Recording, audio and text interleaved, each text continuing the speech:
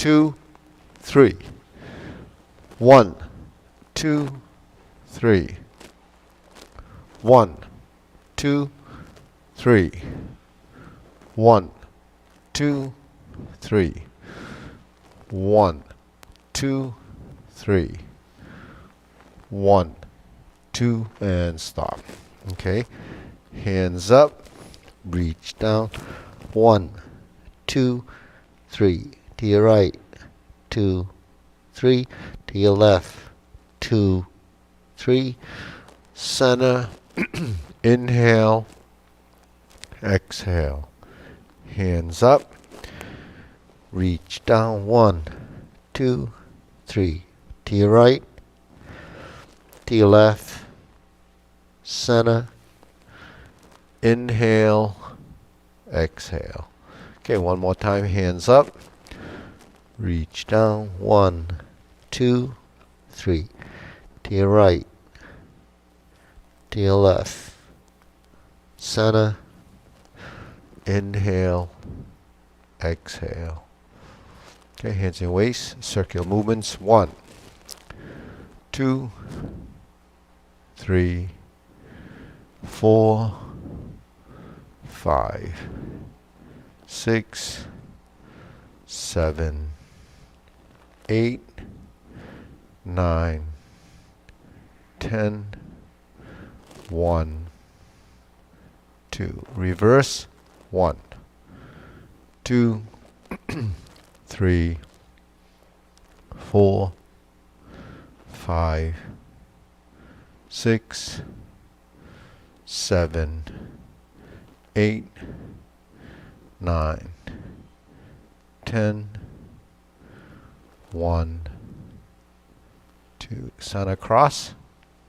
Knees. Circular movements. 1, 2, 3, 4, 5, 6, 7, 8, 9, 10, 1, 2. Reverse. 1, 2, 3, 4, 5, 6, 7, 8, 9, 10, 1, 2. Center. Hands on your waist. Neck turning. 1, 2, 3, 4, 5, 6, 7, 8, 9, 10, 1, 2. Back and forth.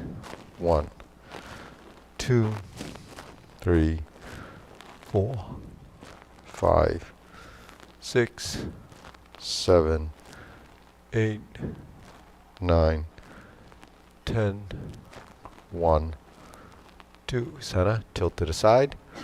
1, 2, 3, 4, 5, 6, 7, 8, 9, 10, 1, 2. Center. Rotating. 1, 2, 3. Reverse. 1, 2, 3. Center. Hands up. Pull in. Inhale. Exhale. Inhale. Exhale. Inhale.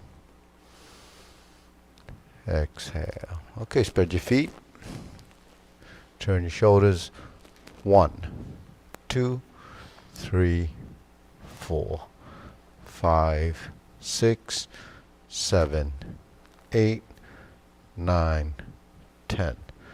1, 2, 3, 4, 5, 6, 7, 8, 9, 10. 1, 2, 3, and stop. Okay, stretch it out a bit.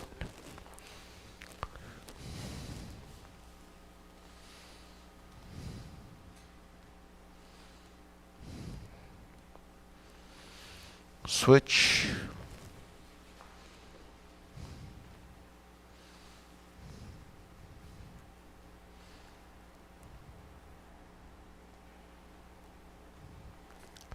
Switch.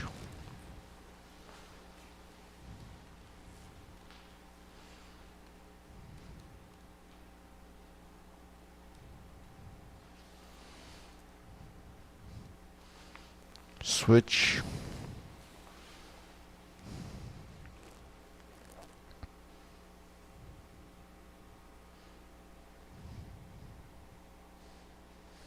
Switch. Straighten the front knee.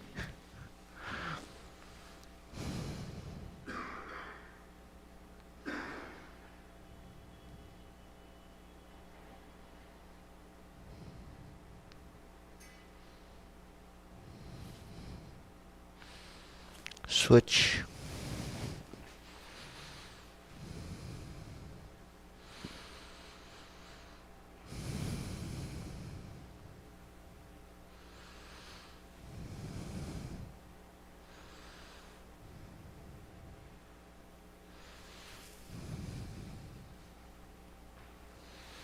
Switch.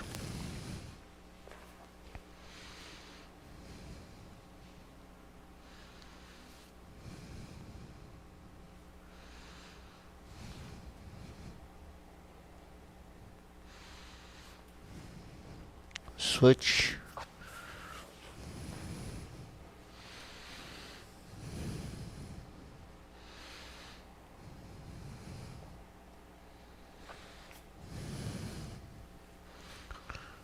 Center.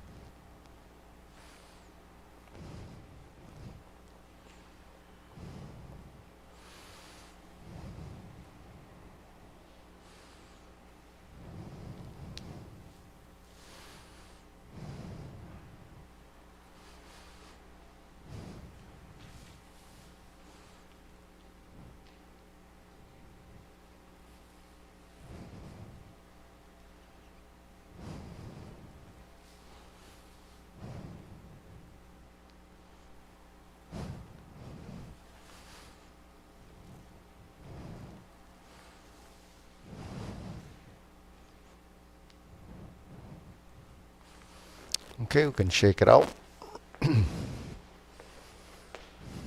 Deep breathing, hands up. Inhale, exhale. Inhale, exhale. Inhale, exhale. Okay, shoulder roll. Circular movements. 2, 3, 4, 5, 6, 7, 8, 9, 10, 1, reverse. 1, 2, 3, 4, 5, 6, 7, 8, 9, 10. 1, 2. Okay, press, release, exhale, inhale.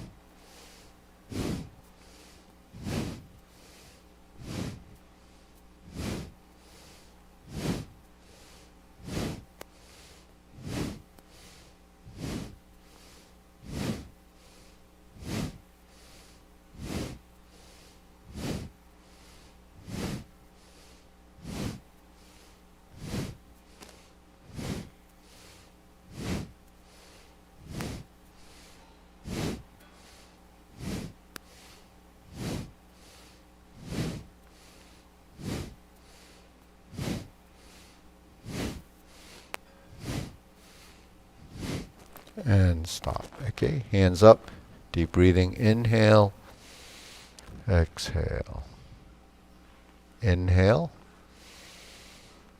exhale, inhale, exhale. Okay, wrists.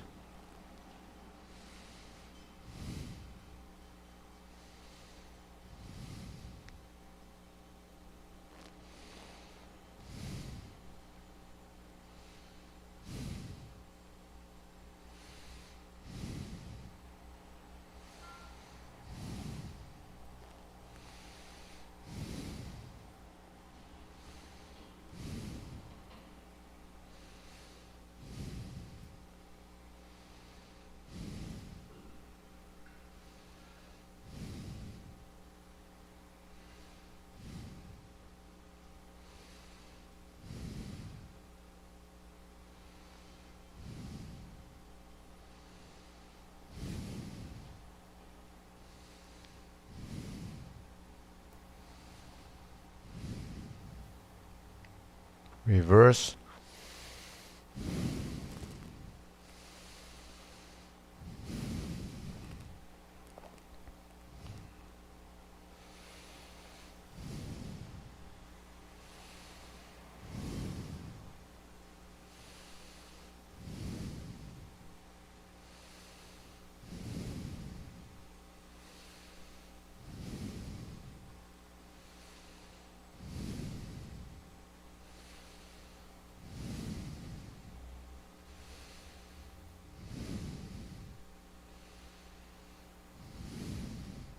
And center. Palms down. Bigger circle. 1, 2, 3. 1, 2, 3. 1, 2, 3. 1, 2, 3. 1, 2, 3. 1, 2, 3. 1, 2, 3. 1, 2, 3. 1, 2, 3. 1, 2, 3. 1, 2, 3. 1, 2, and stop. Okay, shake it out. Goes from side to side. Okay, we do the golden cockerel. Stands on one leg, so we just lift up. Switch. 2, 3, 4, 5, 6, 7, 8. Okay, then we're going to do the sort of the insert needle movement with the opposite hand. Goes up and down, up and down. And then you bring the hands toward the center.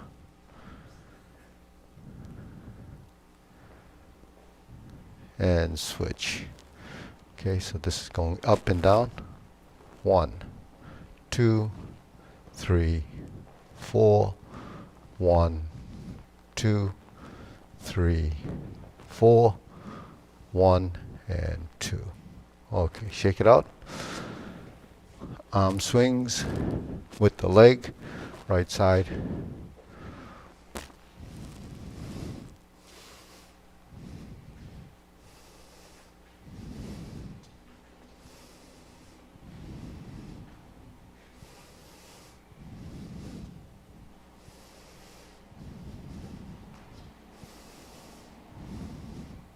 Switch.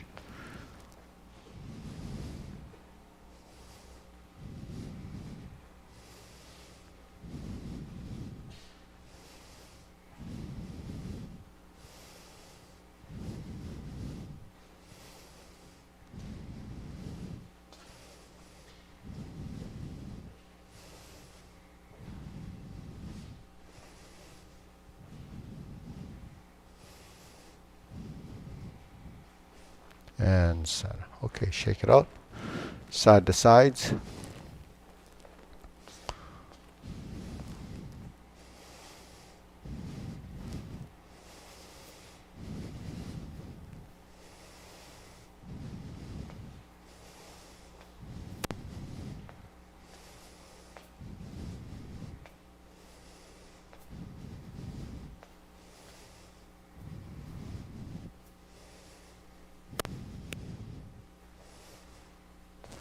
Okay, switch.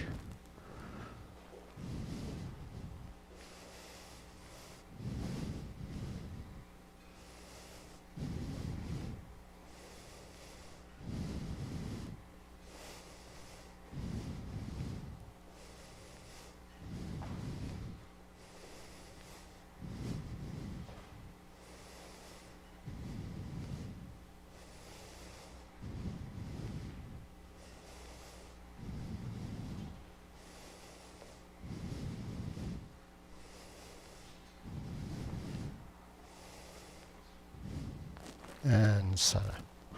Okay, shake it out. Deep breathing. Inhale. Exhale. Inhale. Exhale. Inhale. Exhale. Okay, silk grilling. Forward and back.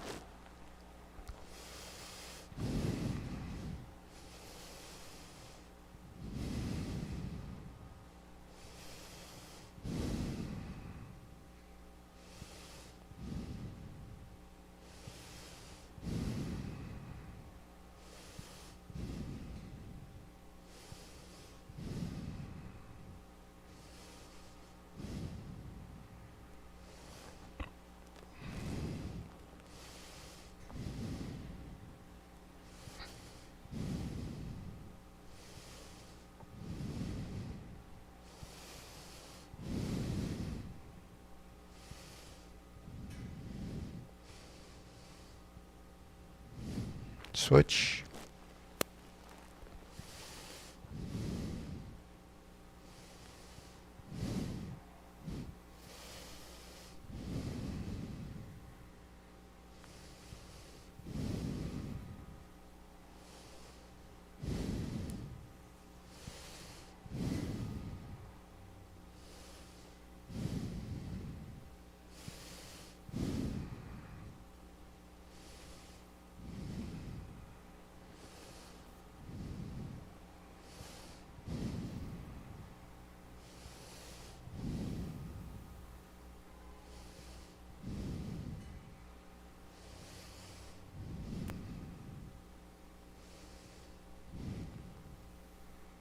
Okay, center.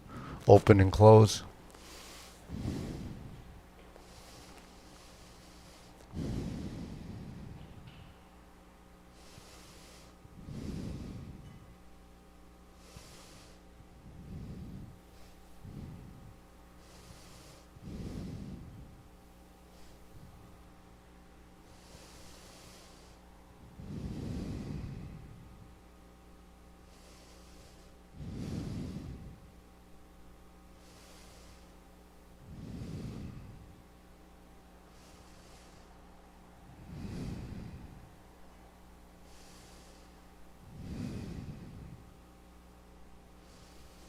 Switch.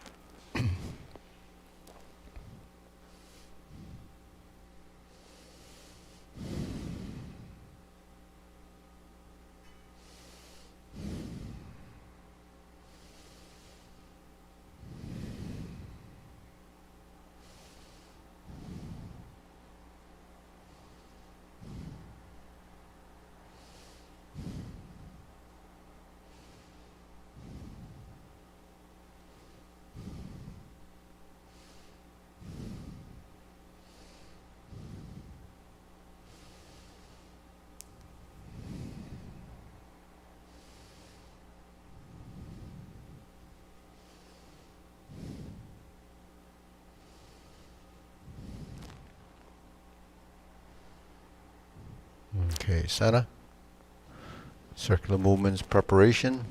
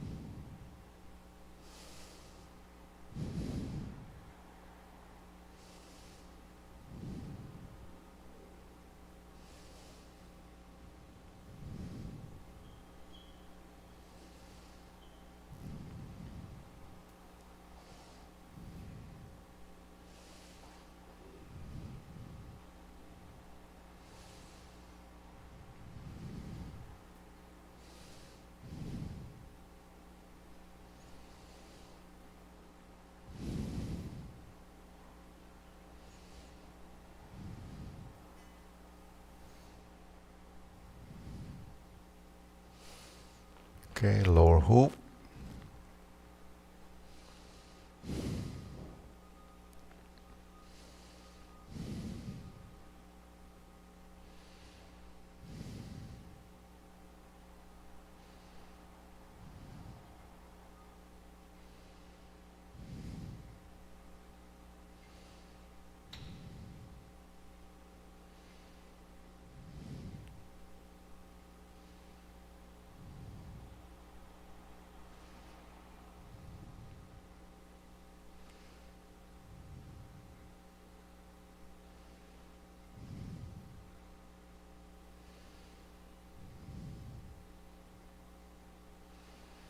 Shoulder height.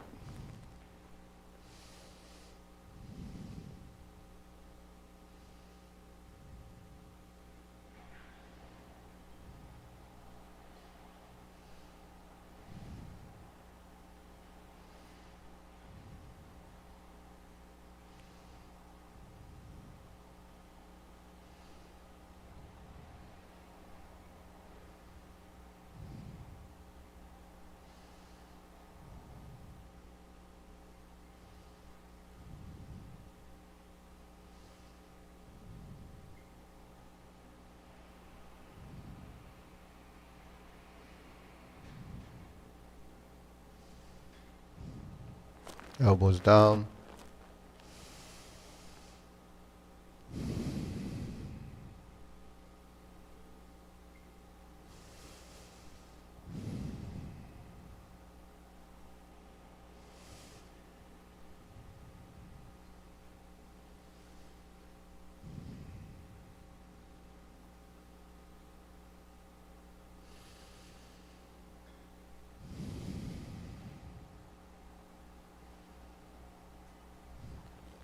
Okay, palms down.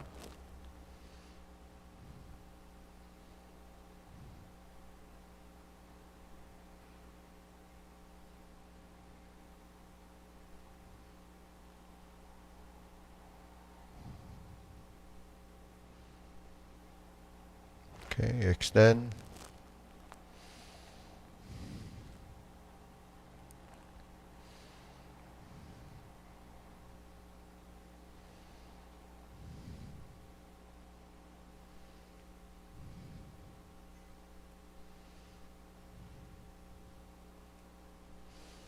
Okay, deep breathing. Inhale. Exhale. Inhale. Exhale. Inhale.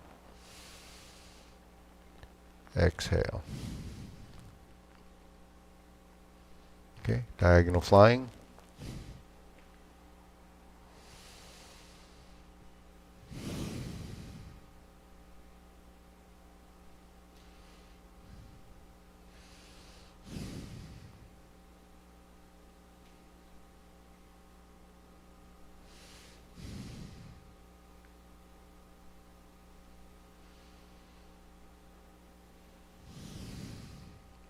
Switch.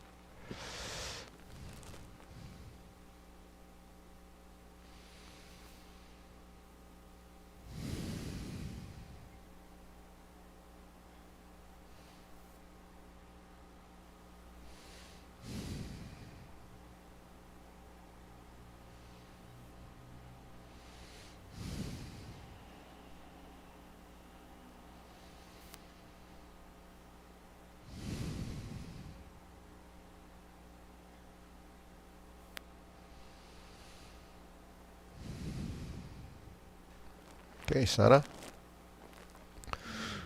Cloud hands.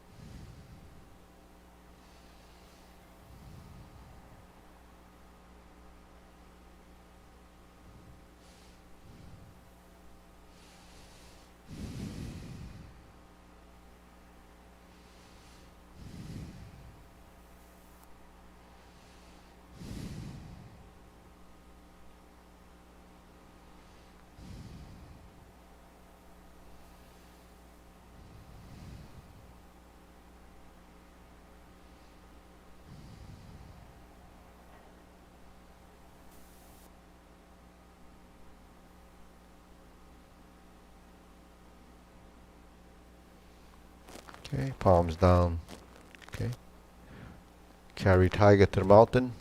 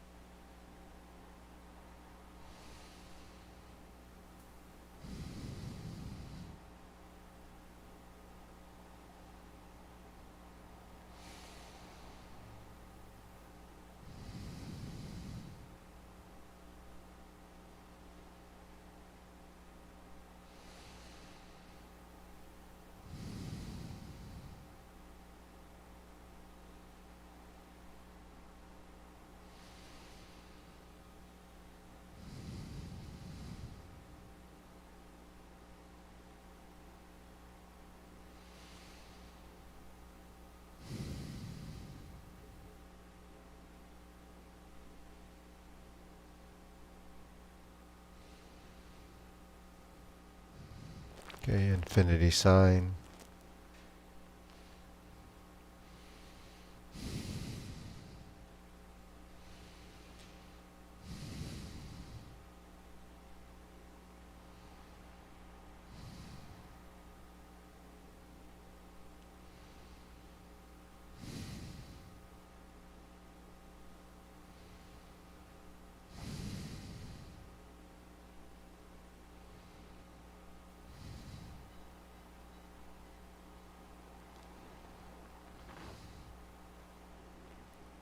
Form the fist.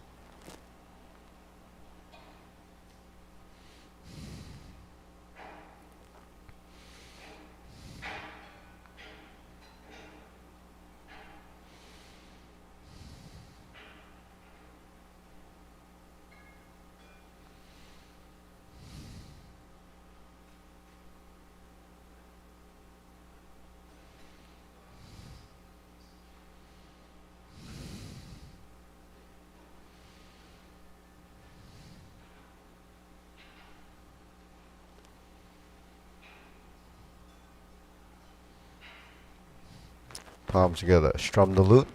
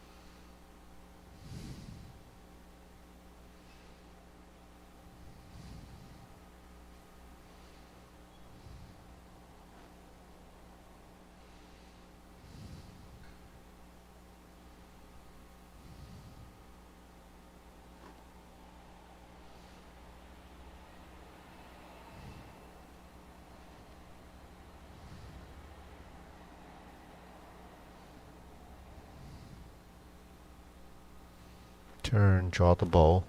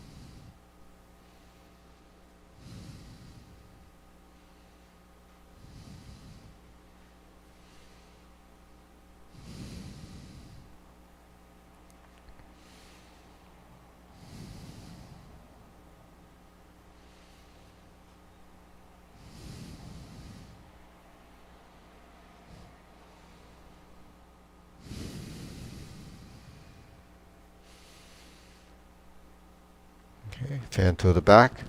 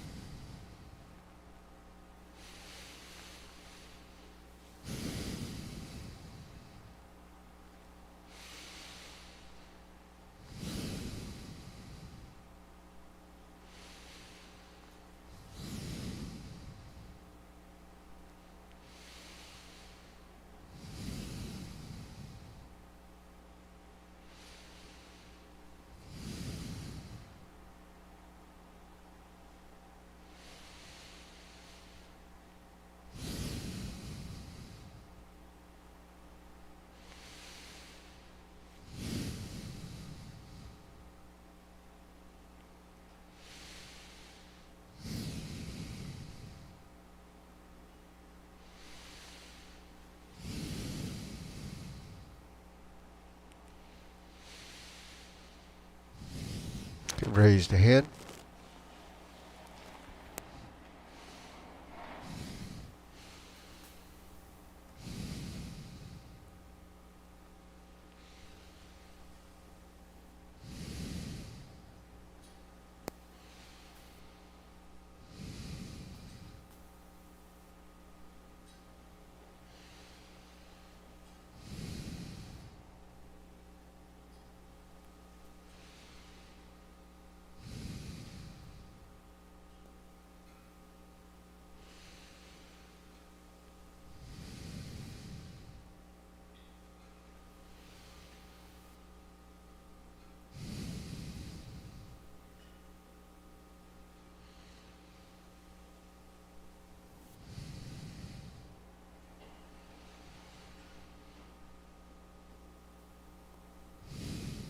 Okay, palms down, deep breathing. Inhale. Exhale. Inhale. Exhale. Okay, one more. Inhale. Exhale. Okay, we'll go through the sequence and see where. Okay, ready? Feet parallel, feet shoulder width. Preparation.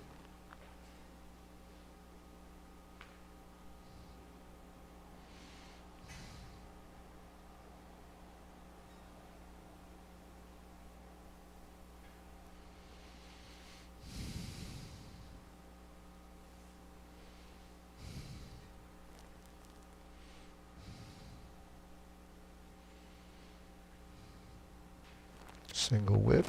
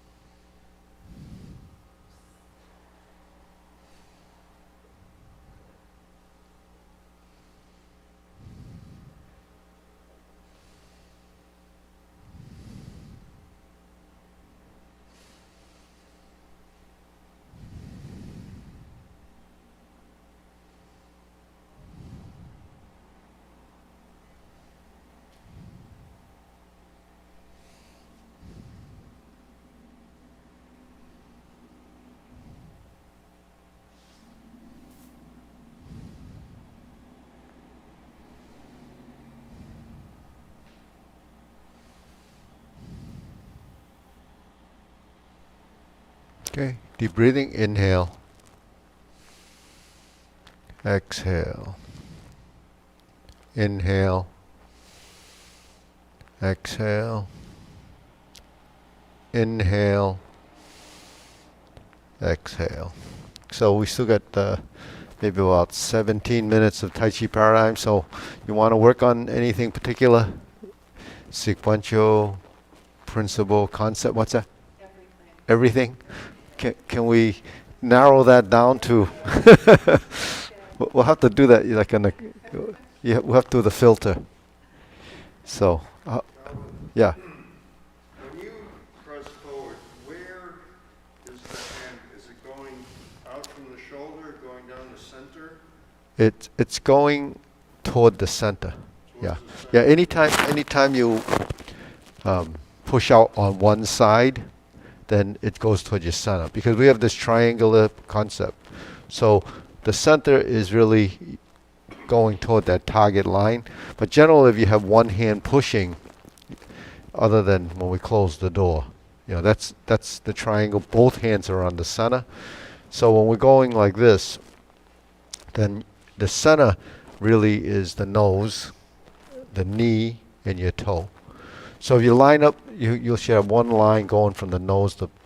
So then at the same time, you could actually use your index finger as the vertical line. Okay. Now if you're vertical that position, then your elbow will be down.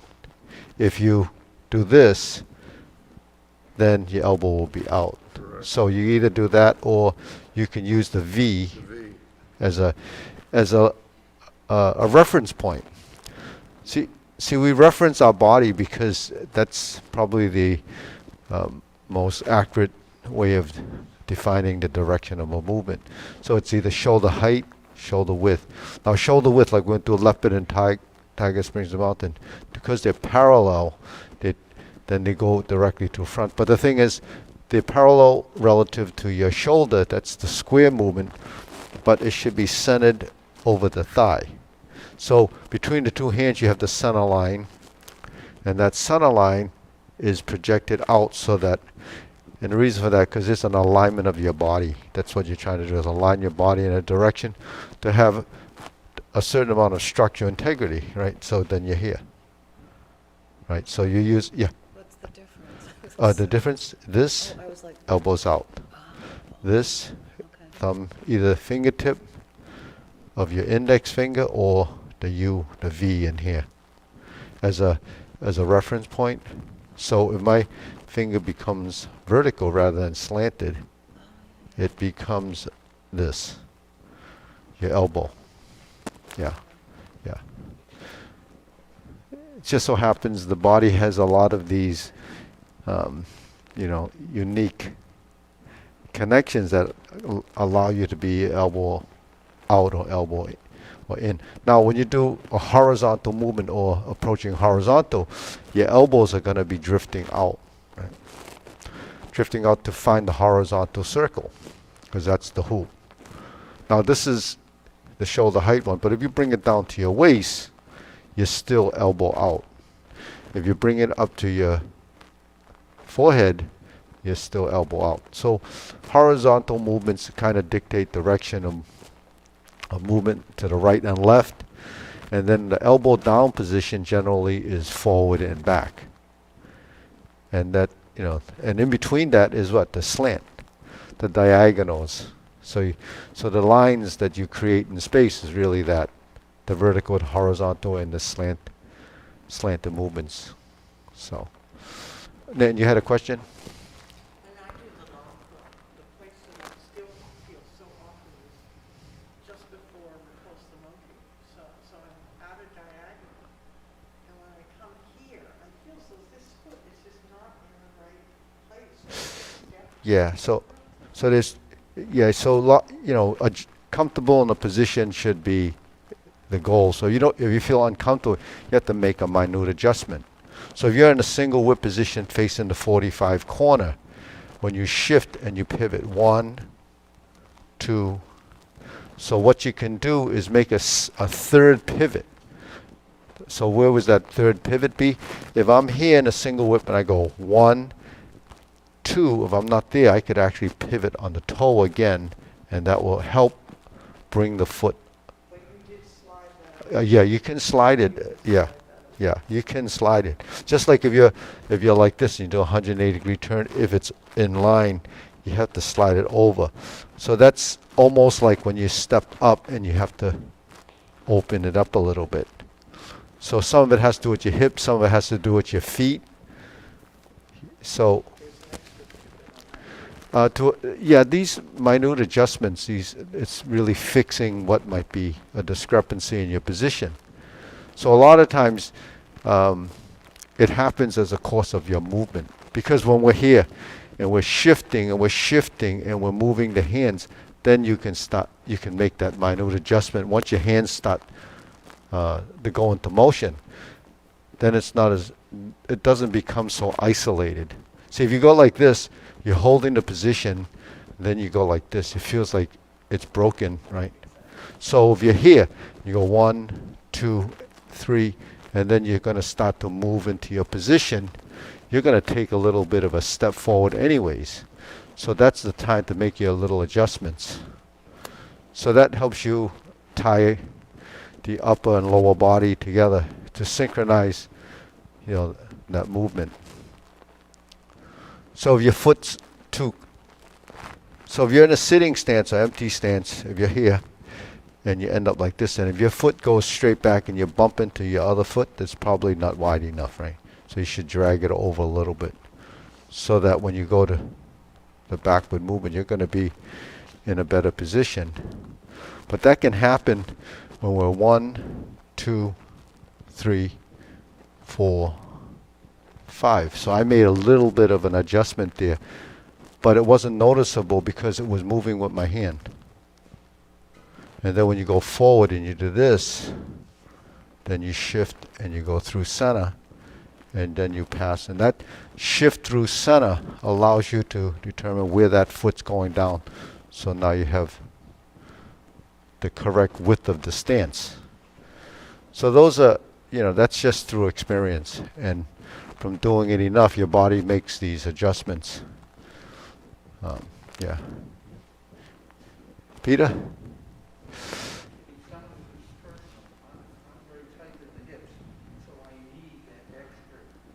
Yeah, yeah, yeah. Yeah. So while you know your hips are tight, but one of the things you have to do is work with your hips a little bit more than someone that doesn't need that. You always work the worst part of your movements. Like if your left side is not good, you work your left side because the right side already has it kind of, programmed into your system. And then you work off your left side to improve those. So those are all your backside movements. Anything there? Want to work that drill? Okay. Which hand goes up first during preparation? Which hand goes up first during preparation? Well, let's see which hand goes up. Okay. So we shift. So when we shift, right, the opposite hand goes forward. But depends on, So here, when we go over 1, 2, 3, 4. Right. So because I shift this way, 1, then the other hand comes up, and then we settle into the position, and then we go forward and then back. So just think of your hands working on the opposite with the opposite leg.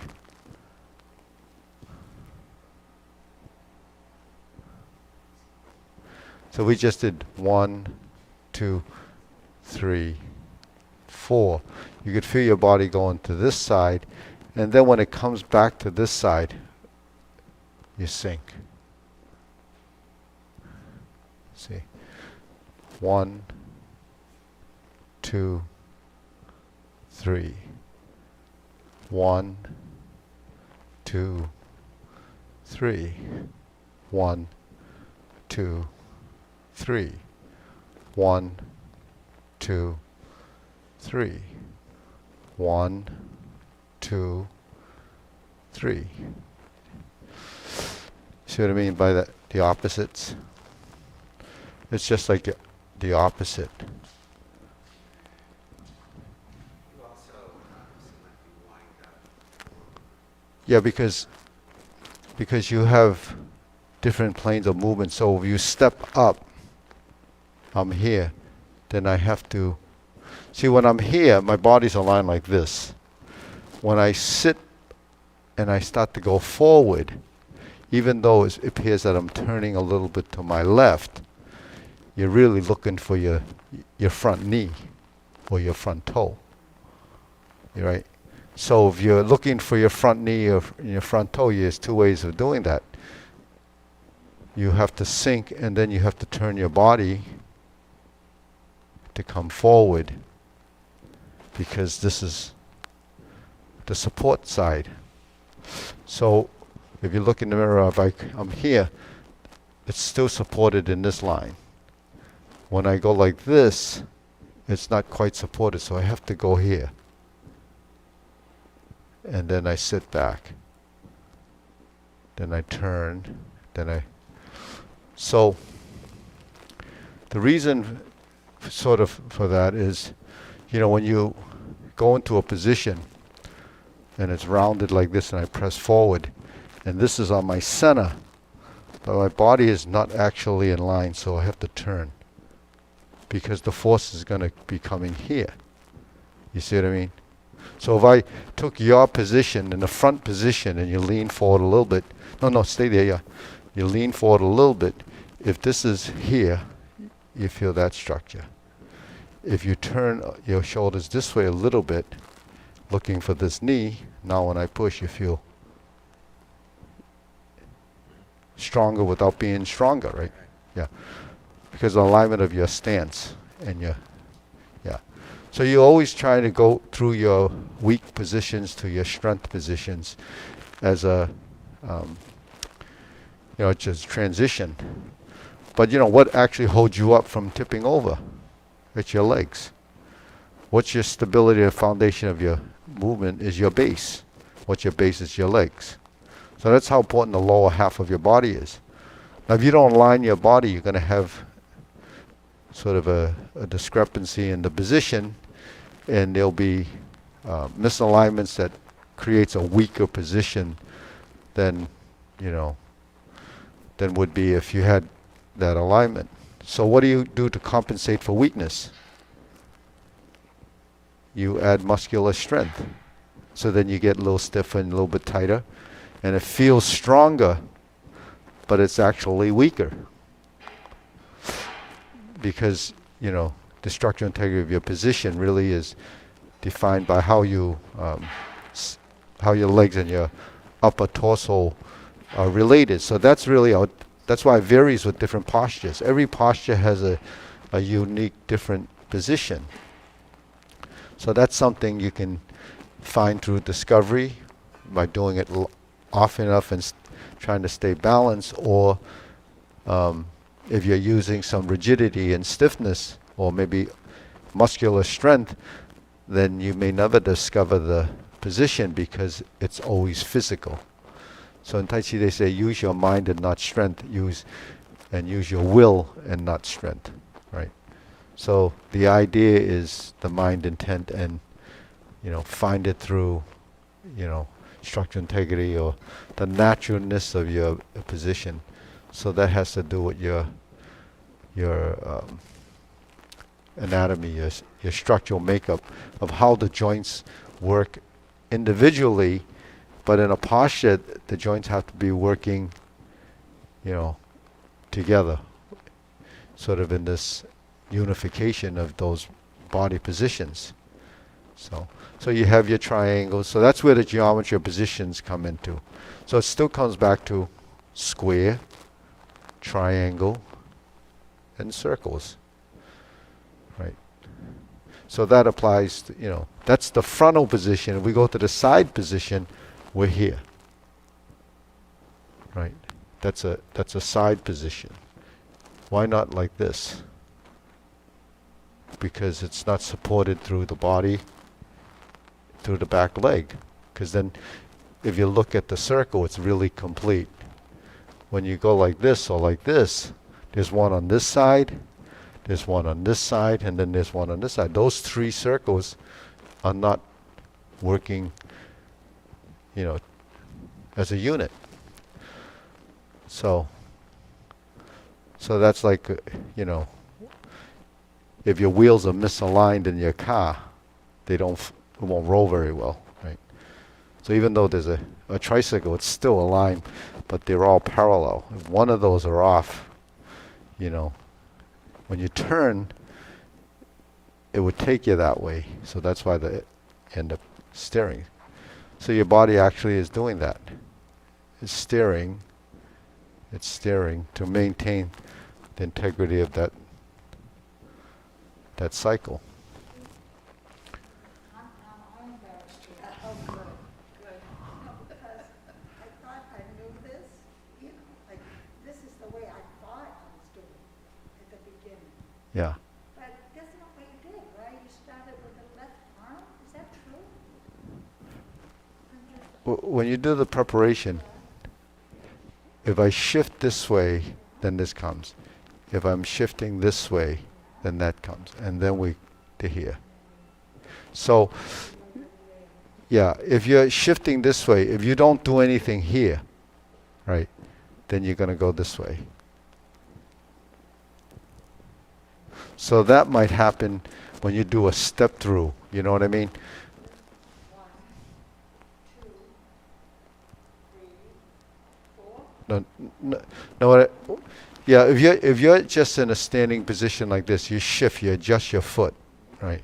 So because you're adjusting your foot, you may just do it in 2 steps, right? If you're in this position, I'm moving. You see, it always works with the opposite side.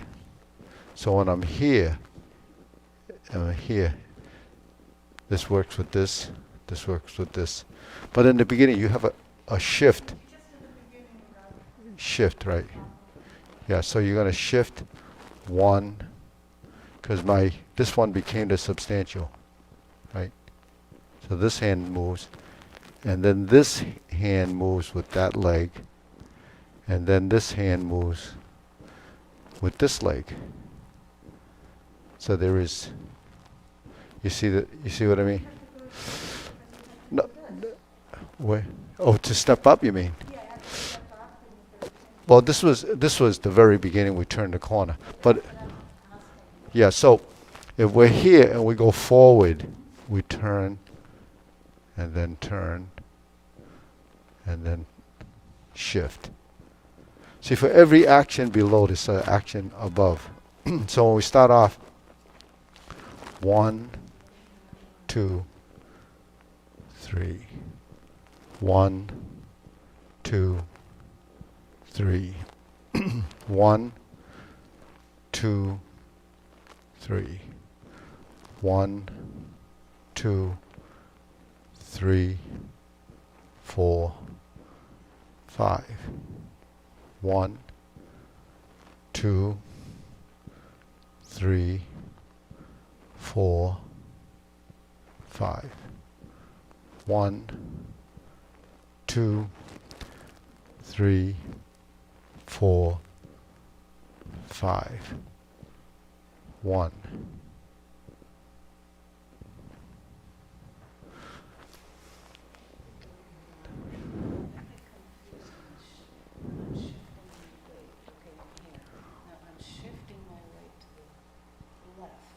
Mm-hmm. So, okay, so when you shift your weight to the left, then you... So, okay, so what's kind of probably missing right there is probably your torso. See, while we're thinking of the arm going to there, it's really your body turning and then turning. So while that's an active movement, it's really a passive movement. So in other words, when I start like this, when I left my hand, my my body actually did that, right? Because I'm starting to feel this side, but then this foot pivots, and then this foot hand comes up. Then you reset the center. Then you come appearing to go to the left, and then back to the right. And then we lean. Then we drop the elbow. Then we reset. Come in. 1, 2, 3. So that's your beginning style. Those two movements.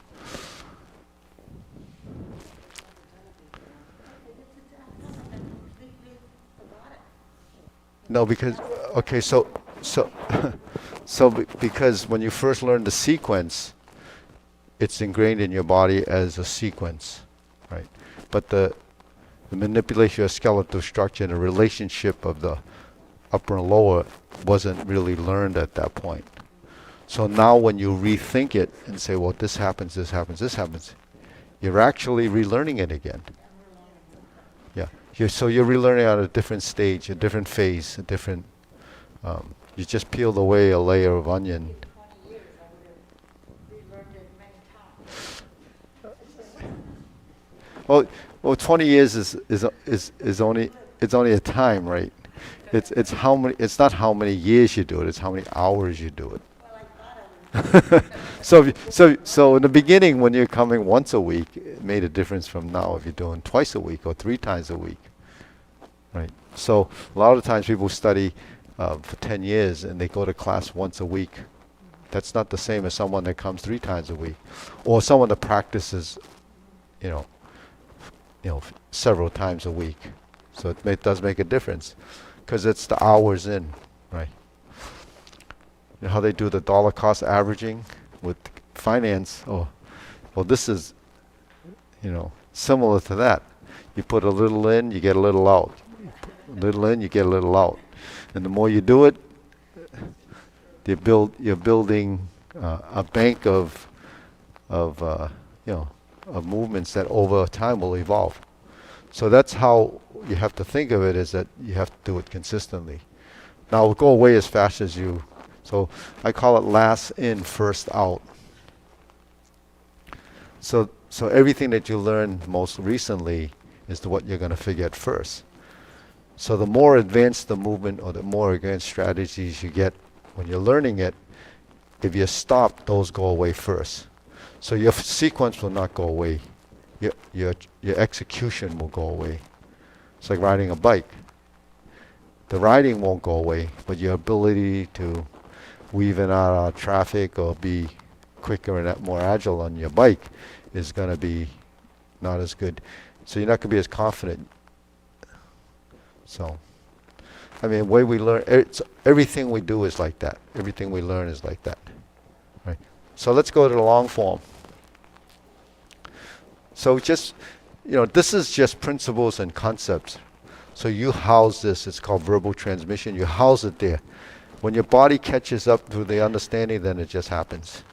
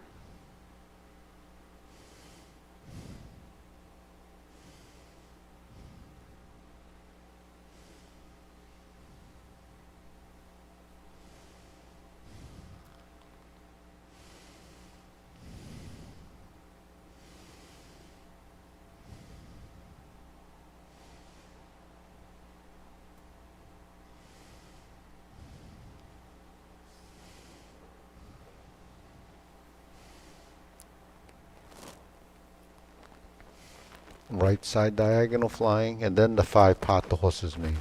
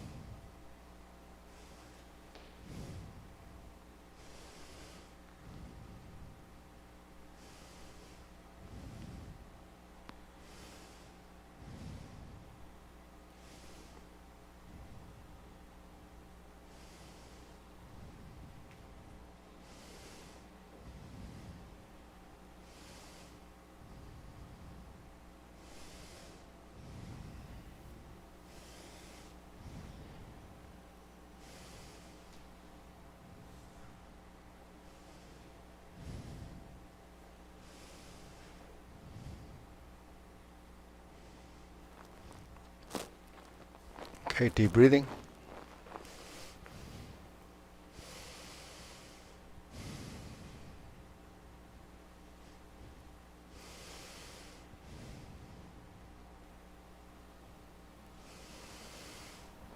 So, one of the things that might run through your head is why be so fussy about how you do it, right? Does it really matter? You know. So, what do you think? Do you think it matters? Well, what's the objective of improving and making it better?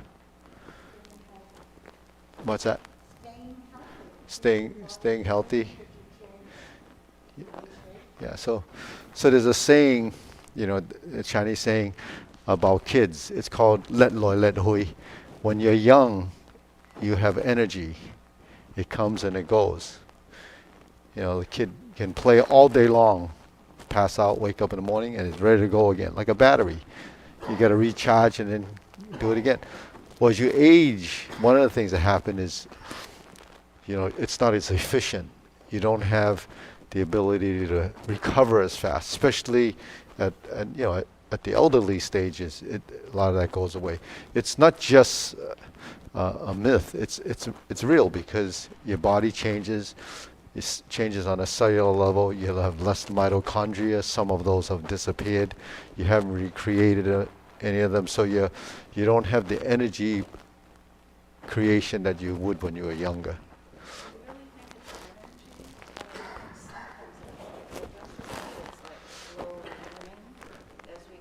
Well, well, it is energy in a sense that your cells need to make energy to produce things. So even your cells in your brain, the cells in your body, your organs, all of that needs energy.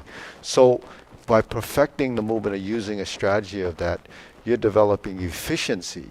And so as you get smarter, it's body intelligence, then you become more efficient. And we struggle with making things more efficient, just like every piece of equipment in your home, on the street. They're struggling to make it more efficient because you want to consume less energy, right? So our own unit is really trying to create less waste of energy. So where's your energy come from? It comes from your nutrients. So nutrients is the vital part that you have to take in to produce the energy that you need to keep your system churning. It has to run. But if you're wasting energy, then what happens? You deplete it a lot faster. And then if you really don't take in the right nutrients, then some places are not going to get it more than others. So your brain needs a certain amount of energy, and and it actually uses a lot more. So maybe kids don't use the same mental energy that an adult does. Even though they're learning, they're just doing it. It's more of a physical thing. But so as we get more intelligent with the body, then you can be more, productive and more efficient with your movements. You're not wasting any of it. If you're standing there and you're stressed, you know how much energy you're wasting? Just being tense, right? A lot, right? So that's another thing that you de-stress from doing, something like Tai Chi. It's relaxed. Your end goal is not to be, as strong as a person that's trying to develop strength, in their youth, because you don't do the same physical things that someone that might be a lot younger. So you don't need the same kind of energy. So the energy you have, you might as well direct it into a more useful and productive way of doing things. So there is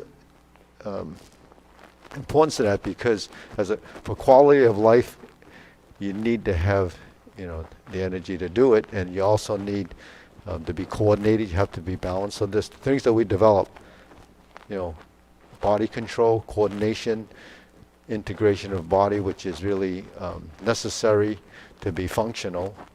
And then our joints, we have to use them correctly so we don't damage them prematurely. We damage our body, we put it through the ringer all the time, and then what happens? It breaks down a lot earlier. Not because, I guess there's some genetics to it, but most of it is from misuse the wrong way. I think that's, and then non-use is the other thing. You know, what goes on what goes on your body, right? Your shoulders and your hips and your knees, right? Those, you know, right? Those are the ones that really go. Elbows don't really go that much, right? Unless, well, I mean, you know, through wear and tear. I'm just, yeah. So your elbows don't break down that much, right? And your wrists, unless you have carpal tunnel syndrome, doesn't really. But your shoulders do, and your hips. So those are the ones that we don't use correctly. You know, if you don't do something like this, how often do you lift your hand above your head? Very seldom. Every day, numerous times, because all my cabinets are way too high for me. Yeah. So if you go up at the wrong angle, you're going to hurt your shoulder. If you take something down, I never hurt myself because you have a ladder. I come here. You know how many people have hurt their shoulder taking a can of paint off the ladder? You know, because it's heavy, and then you try to pull it down, and then the shoulder's in the wrong position. It's because you could always go up the ladder, pull it this way, then come down the ladder, and then bring it down. But then the other thing is you can always put it into a smaller jar and not bring the whole thing up there. So, you know, that is probably more, it's safer to do that, but at the same time. I mean, I was working on something for Drew, you know, I was up on the ladder,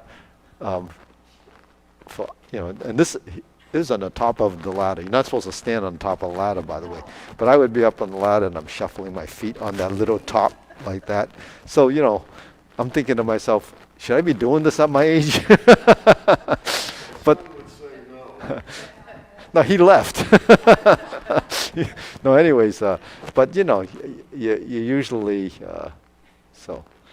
But I'm pretty aware of, you know, like, but it is like, you know, it's a risk. It's a risk. Yeah. It's a risk. It's a risk. So, anyways,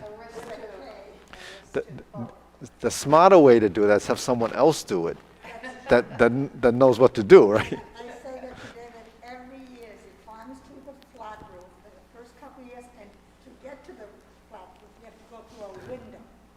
So he has to move some furniture. He has to climb through, the first couple of years, I was beside myself. I was like, you cannot do this. You got to hire somebody. I can do it. Eventually, the deal was, okay, I'm just not going to look at you. I'm going to carry the cell phone in case I hear this thud of you going down, and I'll call the ambulance. You've seen that cartoon, right? When the wife's really worried, so she ties a rope around the husband and ties it to a car so if he falls, it doesn't fall over, you know. And then she forgets about the rope, drives the car off.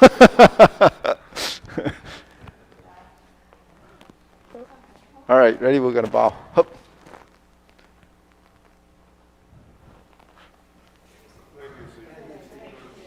See, we just did an hour and a half of